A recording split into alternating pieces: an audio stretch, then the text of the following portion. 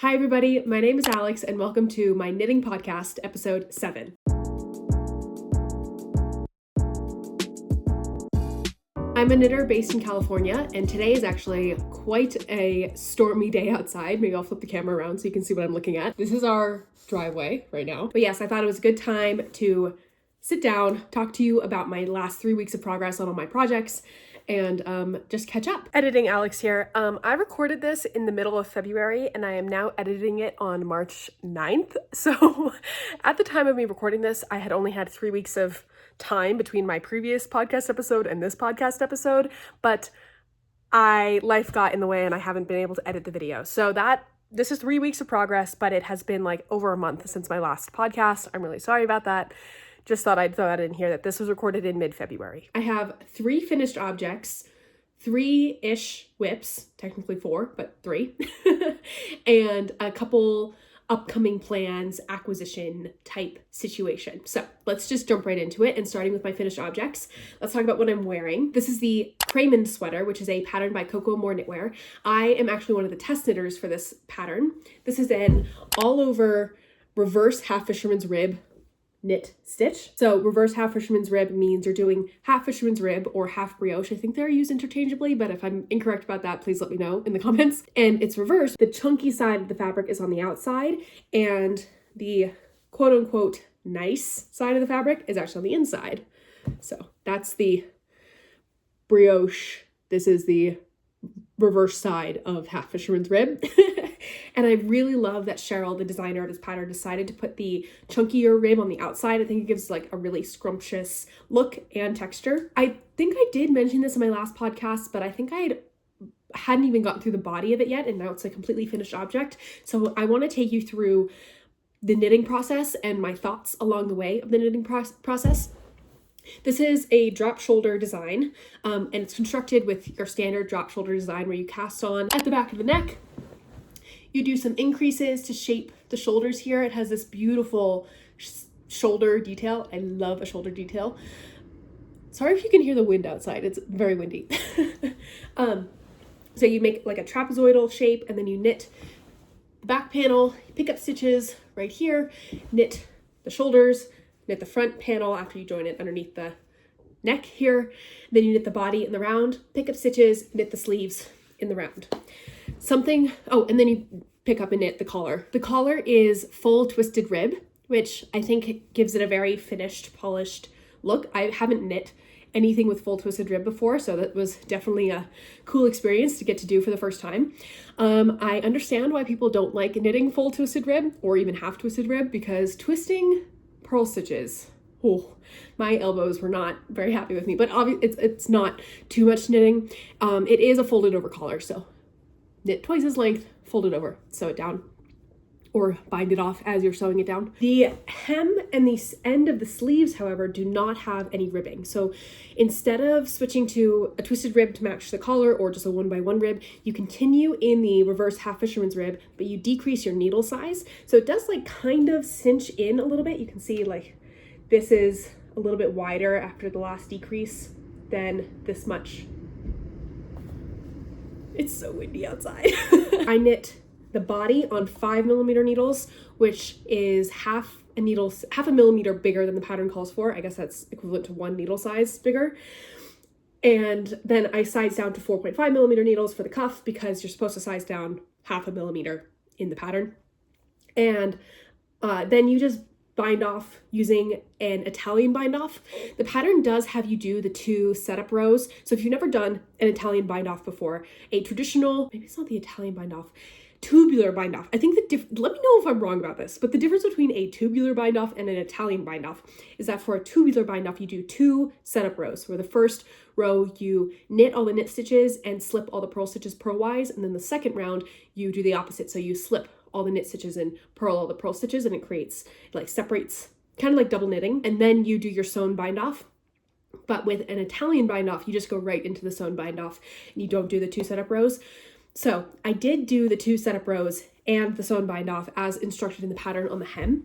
Maybe I'll stand up so you can see on the hem here. But I did not do that on the sleeves. I just did an Italian bind off. I just went right, I didn't do the 2 setup rows. I just went right into the bind off, and I can't tell a difference. I'm sure some people can tell a difference, but I don't think I will ever be doing those 2 setup rows because I find them personally unnecessary. I totally understand the purpose of them. Like, it creates a tube so then you can actually close it off. But the Italian bind off, where you just go right into the sewing part, works perfectly well. Knitting this stitch was really fun, but simultaneously really hard on my hands. It's not a ton of purling, but when you are purling, it's kind of weird. So when you knit half fisherman's rib flat, you knit 1 row and then you knit 1 below, purl 1, knit 1 below, purl 1. And the knitting 1 below is very easy to do. Very seamless. It kind of just feels like a 1x1 rib. But when you're knitting in the round, you knit 1 row and then you purl 1 below, knit 1, purl 1 below, knit 1.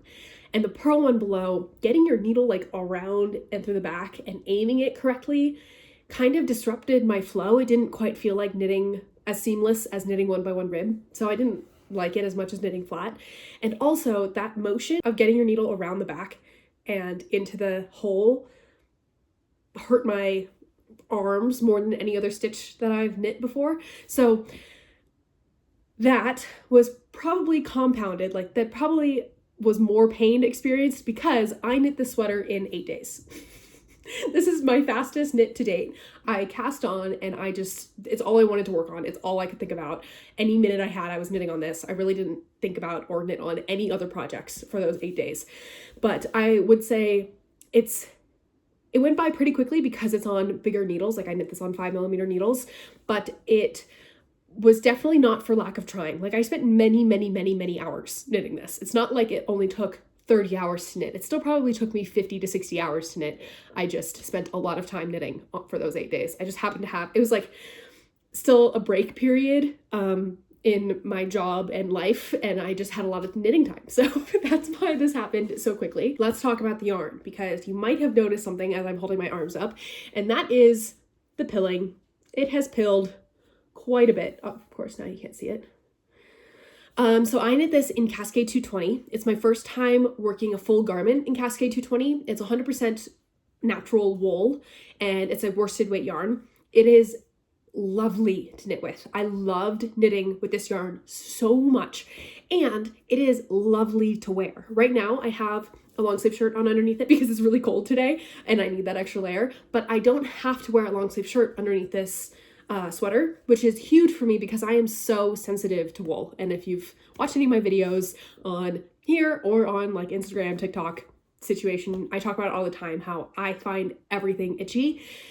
Cascade 220 so far, and I've worn this sweater a lot, is not necessarily itchy, but it is prickly, which I can tolerate. Like, if I'm not actively itching things, it's definitely fine for me to wear for an extended period of time, but it's not buttery smooth like a cotton t-shirt is, which can be expected of wool. Like, that's just how it goes when you're using natural wool. But yes, I can wear this sweater without anything underneath it. I mean, I wear a tank top or a t-shirt underneath it, but I don't have to wear long sleeves, which is huge. Like I said, I have been wearing this to death. I keep it on the couch next to me, actually, and whenever I get cold, I put it on. So I've pretty much worn this every day since maybe not every day, nearing every day since I finished it, which was about a week and a half ago. And it's pilling quite a lot. I don't know do you see all these like blue? I haven't done anything to the sweater before filming. I wanted to show you in its state. I don't know where these blue pills are coming from. Blue tinted. I was probably wearing something with blue and just got intertwined into the fabric. But yeah, it's definitely pilling on the underarms and on the sides of my body. Sides of my body here. And on my stomach because I'm like sitting knitting, so there's lots of friction where my arms are rubbing against the fabric on my midsection area. Another thing about this yarn is that maybe it's just the yarn combined with the specific stitch, but it definitely has a lot of memory, and because I keep my arms bent when I'm knitting, it kind of has this like rumpled section. It's giving a little bit of Michelin Man. Right after I blocked it, it was very smooth, and now it kind of has those permanent, they're not permanent. I could steam it out. I'm sure if I lay it out flat, it would relax, but because I spend so much time with my arms bent like this, it definitely has like a little bit of creasing, but I'm not sure if that would happen if this was stockinette. Like, I don't really know how the yarn compares to a more basic garment because this is all reverse half fisherman's rib. So despite the fact that this yarn pills a lot, I will definitely be using it again because personally, I don't care about pilling. I can deal with pilling. I can de-pill stuff very easily. I care way more about whether I'm able to wear the garment. If I don't find it itchy, it means I'll wear it more often, and I would much rather wear it more often and it pill than not wear it because it's too itchy. So I know some people might not agree. They really prefer yarn that doesn't pill, but I would strongly recommend Cascade 220 for both the knitting experience and also the wearability close to skin. I think I mentioned in my last podcast that I was considering dyeing this yarn a like dark chocolatey brown because my original yarn that I purchased for this pattern was a dark army green, and I really wanted this chunky oversized drop shoulder sweater in a dark color. But now after knitting it, the reason I didn't do that is because this was the only yarn that I had in stash that I met gauge, and it was a test knit, so I wanted to make sure I got it done in the testing deadline. I don't think I'm going to dye it anymore because I do love the white. Like, it's a classic color. I think I look good in this color. It's like a creamy off-white. It's not quite so startlingly white, you know? And I really don't want to risk ruining it by trying to dye it. I know that if you use RIT dye, it has to be, the instructions say to use hot water and to stir it constantly, which is like two things you definitely don't want to do for a 100% wool garment. I definitely think that some felting would ensue. So I don't want to use RIT dye. Maybe I could use RIT dye, but in a different method.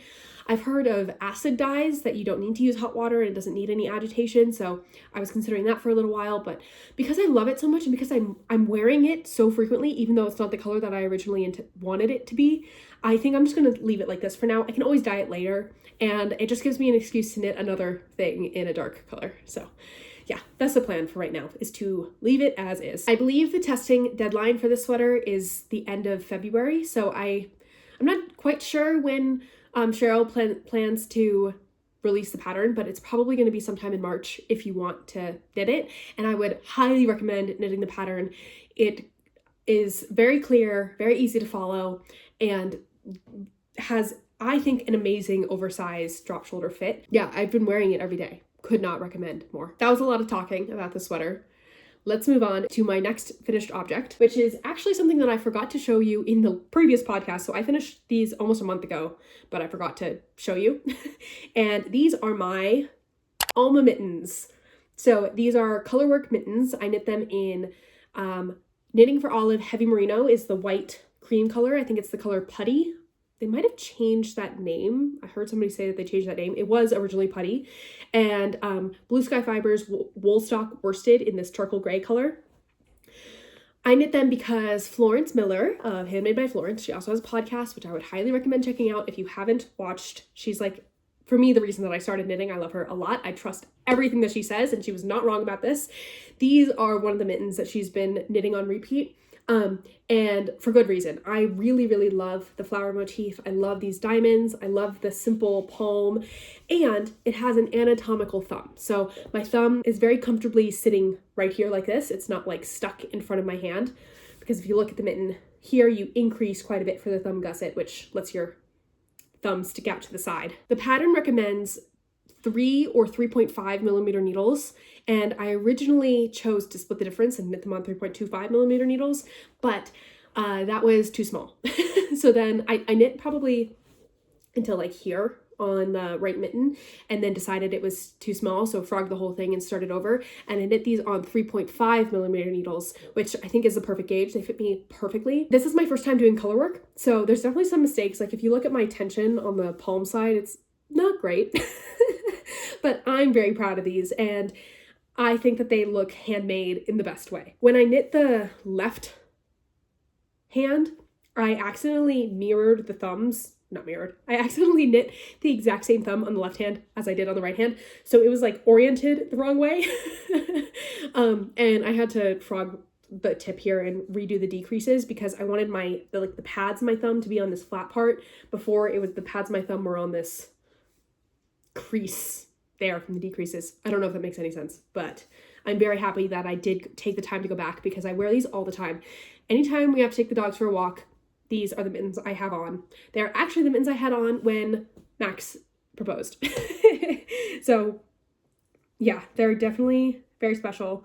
And I feel like they're an heirloom piece. I feel like I'll have these for the rest of my life. My mom really wants a pair, so I'm planning on knitting her a pair at some point in the future. I don't know. I have lots of plans right now, so it probably won't happen until next winter. But yes, would highly recommend the Alma Mittens.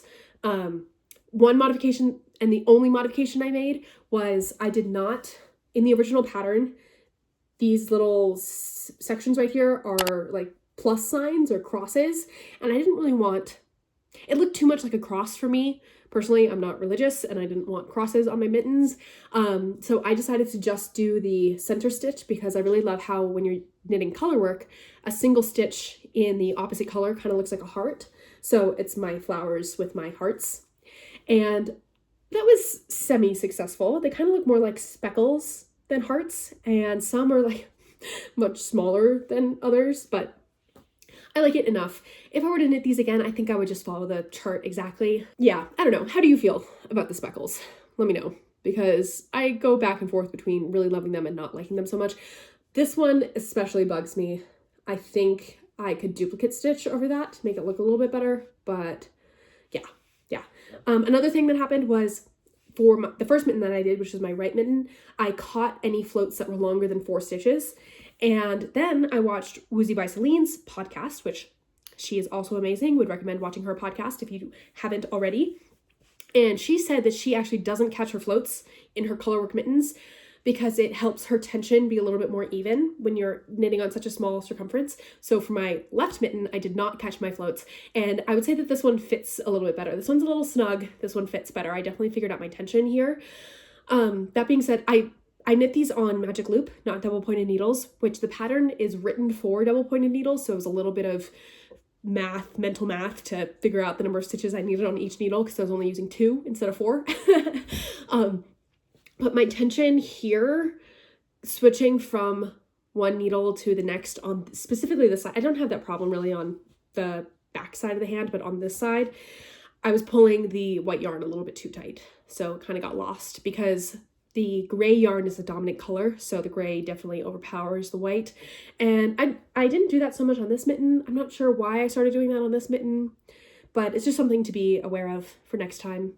And I do have color work in my future, which I'll talk about in the plans section of this video. But yes, somebody did ask me, I don't know, I think this was on TikTok, so I'm not sure if you follow me on TikTok, but if you don't follow me on TikTok, make sure to go follow me on TikTok. Somebody asked me if you have an engagement ring, if it gets stuck on the floats in the mitten, which at the time I was not engaged and I didn't know the answer to that question. But now I can say my ring does not get stuck on the floats. And if it does get stuck, you just like pull the fabric until it's on your hand. I really haven't had any difficulty putting my hand in and out of these mittens. So I would say that's something you don't need to worry about. Yeah? Cool. Those are my Alma mittens. My next finished object was actually already a finished object at some point on this podcast, but it is now a new finished object. You'll see what I mean in a second. And I'm counting it as a finished object, even though I haven't woven in the ends. It's finished enough. This is the Staffin Shawl by Rebecca, also known as the Cramond. She also has a podcast. I know I'm mentioning everybody's podcasts. So far we have Florence Miller, Handmade by Florence, Celine, Woozy by Celine, and Rebecca, the Cramond. All amazing podcasts. Would recommend you find them on YouTube. Okay, this is her shawl pattern called the Staffin Shawl. She also recently released a whole sweater pattern that I think it comes with a O-neck sweater or a rounded neck sweater, a V-neck sweater, and vest, all in the same pattern. And maybe a cardigan too. It's like a huge pattern that has a lot of different options, which is super cool. But this is a separate pattern, the Staffin Shawl. I originally knit this in the size small, so I knit it to, so hard to show. I knit it to the end of this ribbing section. And this is a gift for Max's grandmother because she just wanted a little shawl to lay over her shoulders where she gets most cold.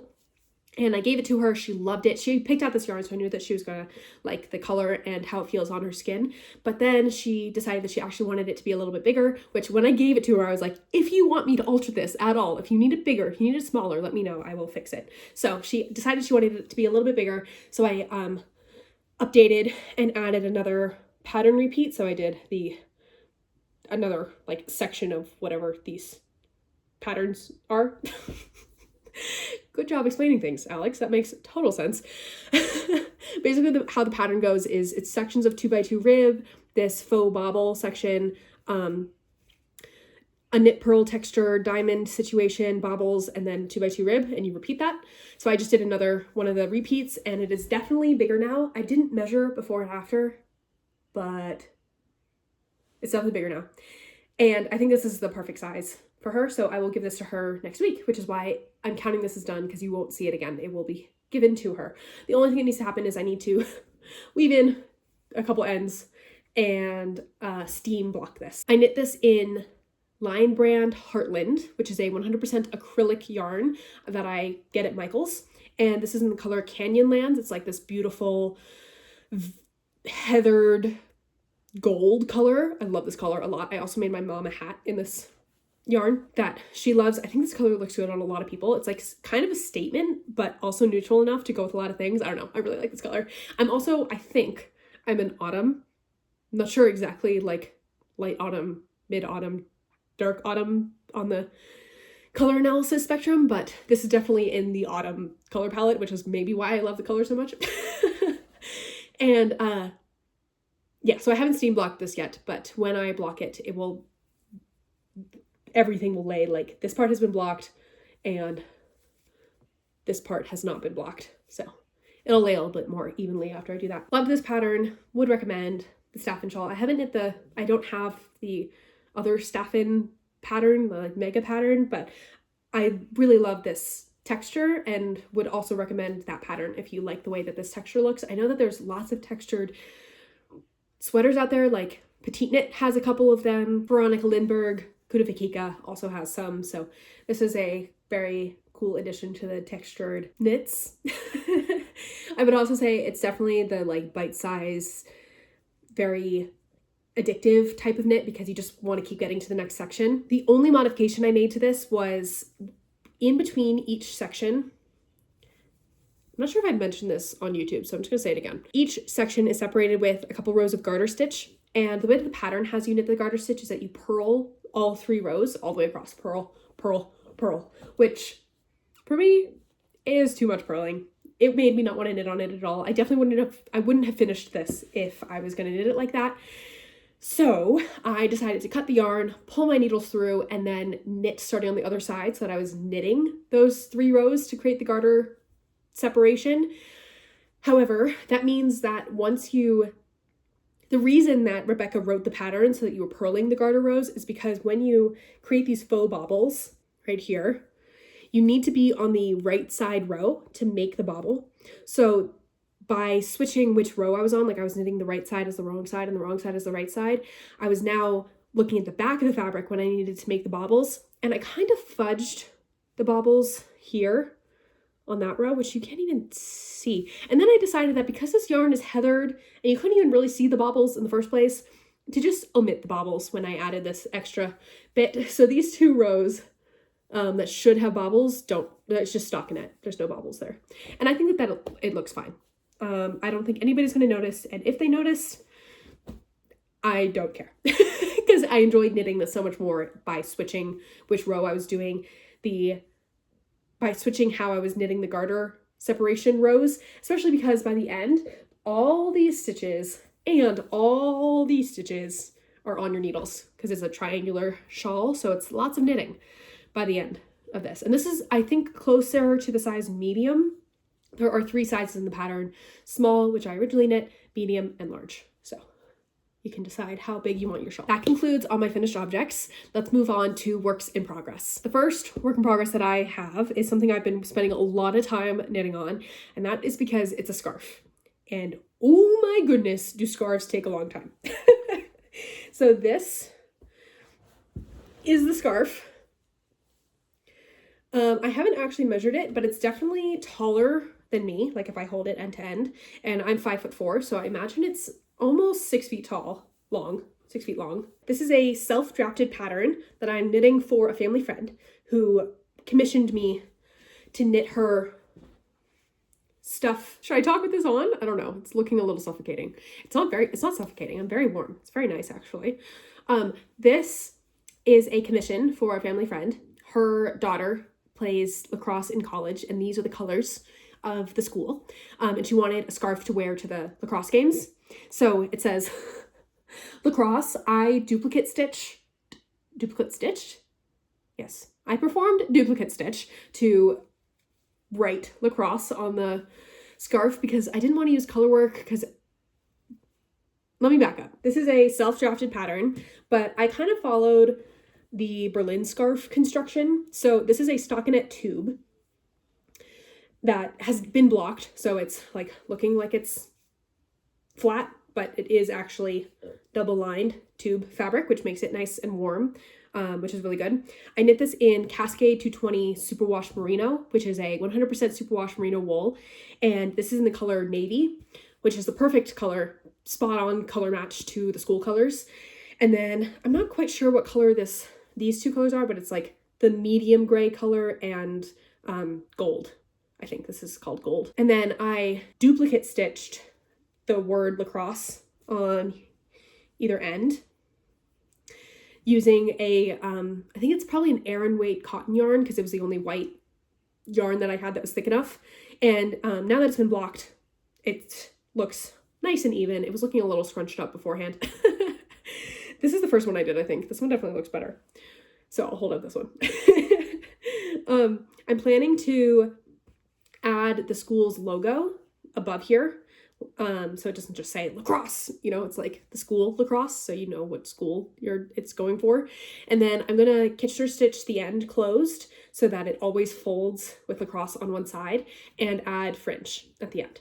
And then the scarf will be complete, which is why it's a work in progress. But this much knitting in the round, oh my goodness, it took a really long time. I figured out that I could knit like 8 inches a day, and that took a long time. It took over a week. It took like a week and a half of only knitting on this. So I finished this and then I immediately pivoted and I've been working on this.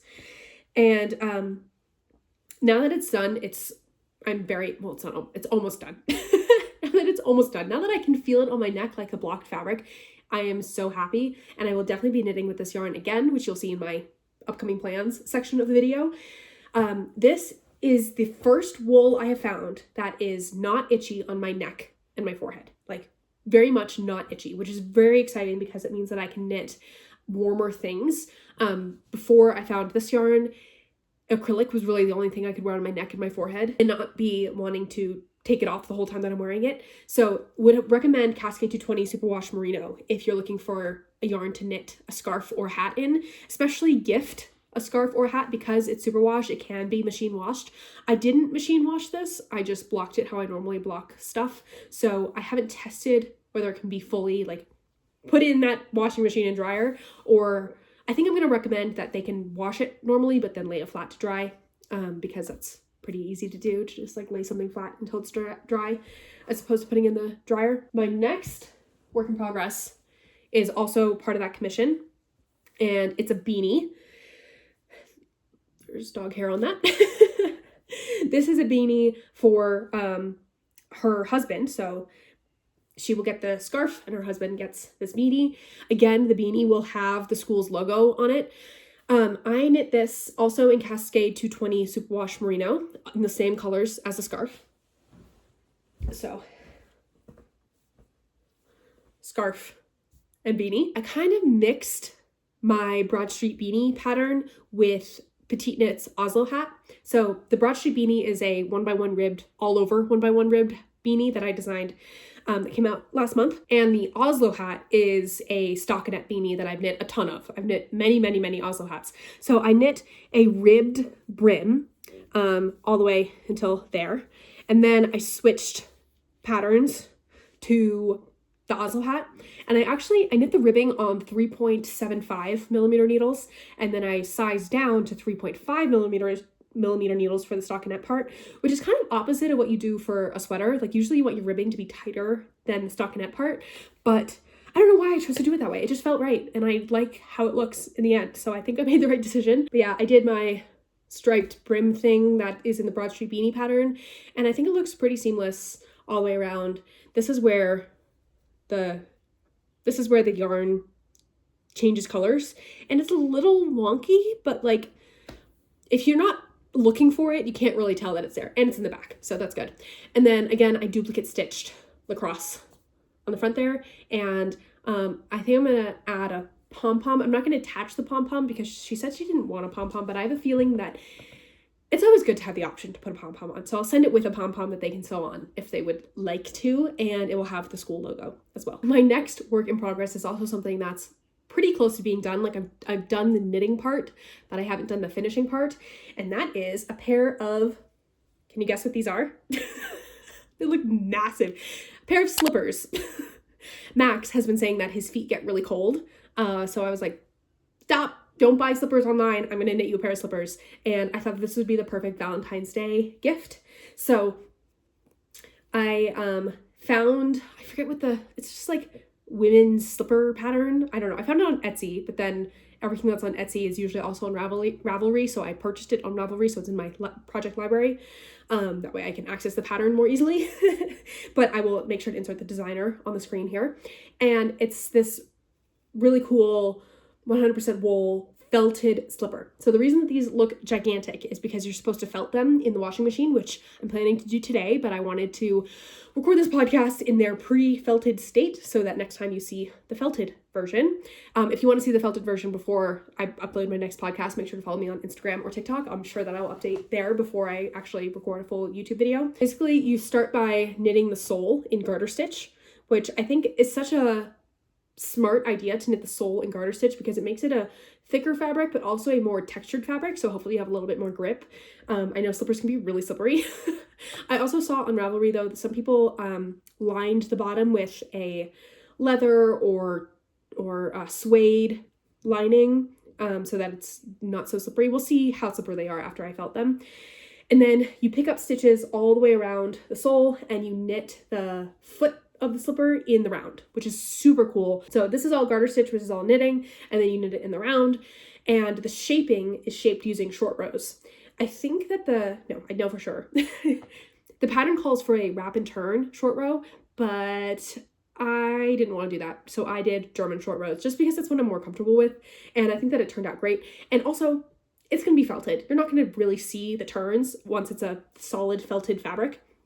So yeah, this is what the top of the slipper looks like. And then the pattern doesn't call for this, but I bound off using an I-cord in the opposite color to the other slipper because I did not have enough of this yarn to make 2 full slippers. So I had to switch the yarn that I was using. And I thought that this was a good way to make it look cohesive-ish. Like they definitely look homemade. They definitely look handmade. These are not something you could buy at the store, but I think they're going to be cool. And they look so goofy right now. It's so big. So let me talk about the yarn that I'm using. This is all scrap yarn, which is such a good way to use 100% wool scraps. So this color, the dark brown, is Knitting for Olive Heavy Merino in the color Brown Bear, I think. And the taupey purple gray color is Drops Lima in, I think, the color taupe. I think it's the color taupe. The Knitting for Olive Heavy Merino is 100% wool, and the Drops Lima is 65% alpaca, 35% wool. So I think that it'll felt fine. I'm like 99% sure that the alpaca will felt just as well as the wool. They're 100% natural fibers. But the yarn, the pattern calls for 2 worsted weight yarns held double, and you knit it on 8mm needles, which the only other time I've knit something on 8mm needles was when I knit this pillow. This is a boucle pillow that I just made up that I talked about in my last podcast episode. But these 2 yarns are DK weight. I still knit it on the 8mm needles. I think it'll be fine. The fabric looks pretty good. It's not too gapey. I'm not worried about it. And if it ends up not working out, I'll just knit another slipper using other yarn. It didn't take me very long. I think I knit both of these over the course of 2 evenings worth of knitting, and I stopped and started quite a lot of times. If it doesn't felt completely, then I will just re-knit it and it'll be okay. And then the other yarn that I used is Lion Brand. It's some Lion Brand 100% wool that I got at Michael's a really long time ago. I think I got it right when I started knitting, so a year ago, before I knew anything about fiber. This green, I crocheted Max a beanie in this green color last winter for his birthday last year. And then he was maybe considering starting knitting, so I also bought it in black because he really wanted to try knitting something in black. Again, at the time, I had no idea what knitting was, and I had no idea that it was really hard to knit things in dark colors. So if he decided he wanted to knit again, I would definitely not choose a black yarn for him to knit his first thing in, but that was the color he chose. So anyway, I had those 2 yarns in stash from a year ago and I really wanted to use them. They're both 100% wool, very affordable yarns. It comes in like the bigger Lion Brand skeins, and it's a single ply, I think. It's like there's only 1 ply, but it's also very strong. It's not like, what's that yarn? Let Lopi that people knit with all the time that breaks really easily. This definitely doesn't, I mean, it breaks if you pull on it, but like intentionally break it. But I had no breakage issues while I was knitting with it. Yeah, I think that's all I want to say about the yarn. Hopefully they felt evenly. I'm planning to put them in a garment bag and put them in the washing machine and put it on like the shortest cycle that I can. And hopefully that starts the felting process. And then I saw somebody on TikTok felting a pair of slippers, and they had the person who was wearing the slippers, like the person who the slippers were for, put saran wrap over their feet and then stick their feet in the slippers because they were wet to like mold right around their feet. I guess you don't have to do the saran wrap. I don't know. The saran wrap seems like a good idea to me. And then they put them in the dryer. Actually, I'm not sure exactly what they did, but then I'm planning to put them in the dryer with a couple towels and continue felting them if they need to be shrunk even more. And then as soon as they're the right size, I'm just going to let them air dry. That's my plan for right now. I will let you know in my next podcast episode if that is actually how it goes. Maybe this will be a complete fail and I am showing you a completely different pair of slippers next time. We'll see. We've made it to the final part of the video, which is my upcoming plans. I don't really have any acquisitions, but I really want to talk to you about my next plans. You might have noticed that there was one whip missing in this video, and that is my front porch sweater. And the reason I am not talking about it is because I haven't made any progress since my last episode, which was 3 weeks ago. So I haven't worked on it at all because I was knitting this, and then I was knitting this. And these were higher priority than the front porch sweater. I've also totally lost steam, but my first plan is to finish the front porch sweater. I want that thing done. I don't want to think about it anymore. I want my needles clear. I know a lot of people focused on getting their needles clear like before the new year, so they could go into the new year with a clean slate. Good for all the people who did that. I am not that organized or forward thinking. So I've spent the first part of 2025 trying to clear my needles. And I think that that's good too. Like one of my resolutions internally, I never actually said this out loud, but in my head, I thought I want to finish everything that I had started in 2024 before I start new things in 2025. Obviously that didn't happen completely because like I started these are all new cast-ons. It's working enough. So first plan is to finish my front porch sweater. Hopefully that is a finished object in the next podcast. The next plan is I am going to knit Max a sweater. I have yet to knit him a sweater. I know there's the whole boyfriend curse and everything, but he's no longer my boyfriend. He's my fiance, which is a very weird word. He's my partner. He's my partner in crime, partner in life. I definitely am not worried about the boyfriend curse at all. And this, I really want to knit him a storm sweater by Petite Knit. I gave him a bunch of patterns to choose from. That's the pattern he chose. And then he picked out this yarn. This is, again, Cascade 220 Superwash Merino in the color Iron, I think. Color 82. I'm not sure exactly what color that is. I'll insert it on the screen. 100 grams is 200 meters, and it's a weight 4 yarn, or worsted, I think. It feels a little bit closer to a DK, maybe a heavy DK. So, yeah, I think it'll work really well for the storm sweater by Petite Knit. And in ordering yarn for this project, I first ordered this yarn.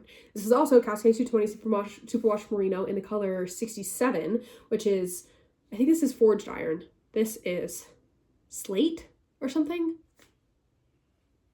I don't know. This is definitely forged iron. I thought that this was going to be darker when I ordered it online. So a little bit of warning. I really recommend Cascade 220 Superwash Merino, but I bought it on Wool Warehouse, and the images on Wool Warehouse are lighter than the yarn is in person. So like the color is lighter in real life than it appears online. And I thought that this color was going to be darker, and he really wants like a dark gray sweater. So I reordered a men's sweater's quantity worth of yarn, which is more yarn than a sweater would be for me, in this color, but I wasn't able to return this color. So yes, my next plan is to knit a storm sweater in this, but simultaneously, I would like to knit the Lume pullover by Sari Nordland in these two colors. This again was a yarn that I originally purchased for this sweater. This is a scarf, not a sweater, for this project. But this yarn was too light, which, like, maybe you can tell difference, maybe you can't tell difference. I can tell difference. This yarn was too light. I was already reordering yarn, so I thought I would reorder yarn here. So I got the darker gray for the scarf and the beanie, but now I have 200 meters of this light gray, and I thought that this was the perfect amount of contrast. I really love Lume pullovers that are contrast, like they have contrast. You can tell they're different colors, but it's not a ton of contrast. Like I didn't want a black and a white, or really I didn't want any dark color with a white flower. So this is going to be the main color of the pullover. This is going to be the flower colorwork motif part. Hopefully I have enough yarn. If I don't have enough yarn, I'll cross that bridge when we get there. I definitely have enough of this though, because this was like a men's sweater quantity of yarn.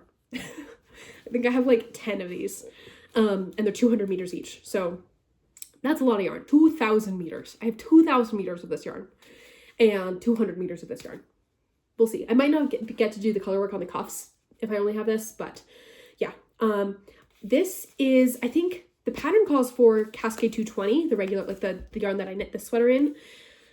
And if I was purchasing yarn for the pattern, that's exactly what I would buy, because I've already mentioned I love this yarn. I will definitely use it again, but I already have this Cascade 220 Superwash Merino, and I would much rather get this out of stash than buy more yarn.